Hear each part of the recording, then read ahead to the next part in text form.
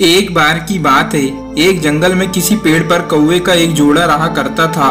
वो दोनों खुशी खुशी उस पेड़ पर जीवन बसर कर रहे थे। एक दिन उनकी इस खुशी को एक सांप की नजर लग गई।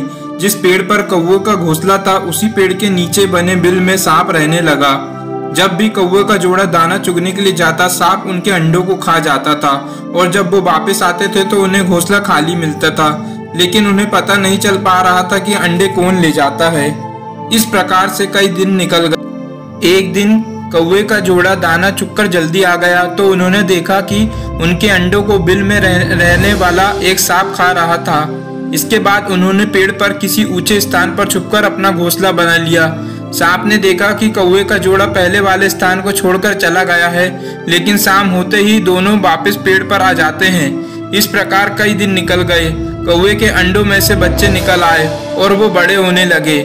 एक दिन सांप को उनके नए घोंसले का पता चल गया और वह कौवे के जाने का इंतजार करने लगा। जैसे कौवे घोंसला छोड़कर गए, सांप उनके घोंसले की ओर बढ़ने लगा, लेकिन किसी कारण से कौवे का जोड़ा वापस पेड़ की ओर लौटने लगा। उन्होंने दूर से ही सांप को उनके घोंसले की ओर जाते देख लिया और जल्दी से वहां पहुंचकर अपने बच्चों को पेड़ की ओट में छुपा लिया। सांप ने देखा कि घोंसला खाली है तो वो कौवे की चाल समझ गया और वापस बिल में जाकर सही मौके का इंतजार करने लगा।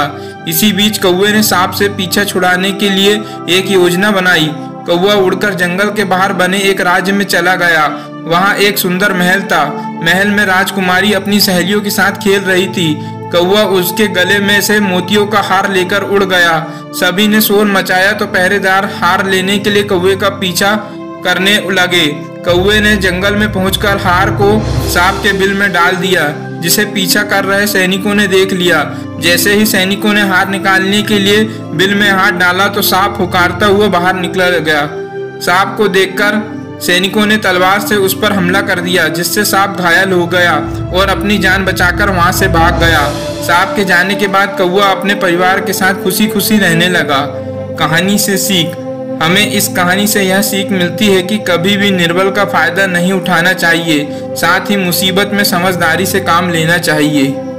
दोस्तों, यदि कहानी अच्छी लगी हो तो लाइक, शेयर और कमेंट्स करें और चैनल को सब्सक्राइब जरूर करें। तो मिलते हैं अगले वीडियो में, तब तक के लिए take care and bye bye.